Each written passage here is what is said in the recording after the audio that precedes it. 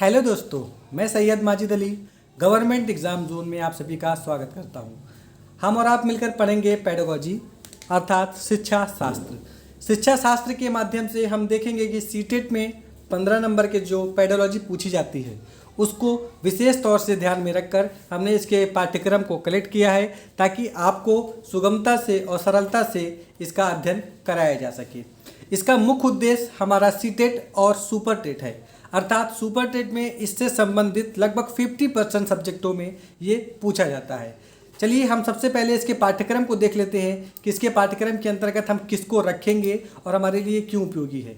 Number 1 पाठ्यक्रम देखें तो इसका शिक्षा शास्त्र का जो पाठ्यक्रम है वो ब्रॉड है, लेकिन हम इसको संकुचित करके पढ़ेंगे जो हमारी परीक्षाओं से संबंधित है, जिसके लिए हम सबसे पहले देखेंगे व्यक्तिगत विभिन्नताएं। नंबर 1 टॉपिक में पढ़ेंगे हम लोग क्या, व्यक्तिगत विभिन्नताएं।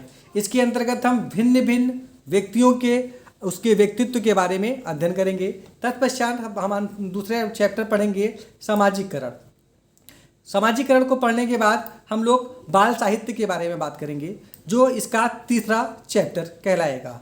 उसके बाद हम बात करेंगे शिक्षा के मूल उद्देश्य, इसके उद्देश्य क्या है, जो हम ऊपर वाले तीनों टॉपिक को इसके अंदर कलेक्ट करके शिक्षा के उद्देश्य का निर्धारण करेंगे।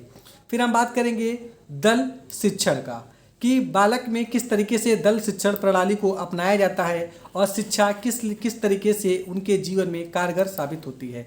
उसके पश्चात हम लोग अगला टॉपिक पढ़ेंगे इसी की श्रृंखला में, वो क्या है, खेल शिक्षण पद्धति।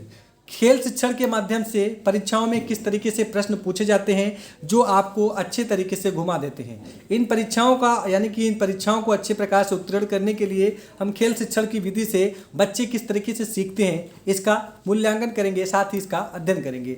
फिर शिक्षण सूत्र, यानी कि जो शिक्षण सूत्र होते हैं, जब हम किसी व्यक्ति को पढ़ाने लगते हैं तो उसके लिए किस शिक्षण सूत्रों का प्रयोग किया जाता है उसका अध्ययन हम इसके अंतर्गत करेंगे।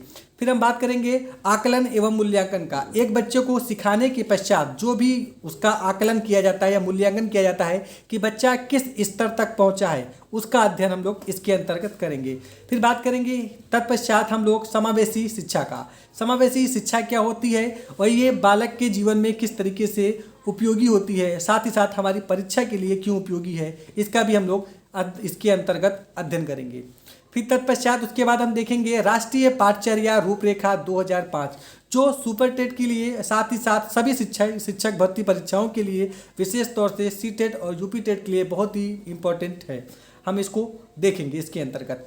फिर बात कर लेते हैं हम सतत एवं व्यापक मूल्यांकन की।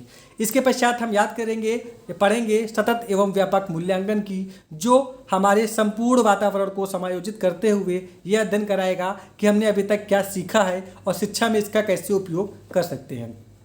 फिर उसके बाद हम बात करेंगे शिक्षण विधियों की। कुल मिला के ये 8 या 9 चैप्टर जो भी हैं आपके पाठ्यक्रम के, ये शिक्षा मनोविज्ञान के महत्वपूर्ण उपयोगी चैप्टर हैं जो आपको शिक्षा के क्षेत्र में, शिक्षा मनोविज्ञान के क्षेत्र में, साथ ही साथ यूपी टेट और मुख्यतः सीटेट और सुपर टेट के लिए उपयोगी है। यह आपको संपूर्ण शिक्षा का पाठ्यक्रम हिंदी और अंग्रेजी बाईलैंग्वेज मिलेगा ताकि आप इसको आसानी से अपने जीवन स्तर में उतार सकें और इसका अभिकरण कर सकें। चलिए हम लोग शुरू करते हैं अध्याय 1।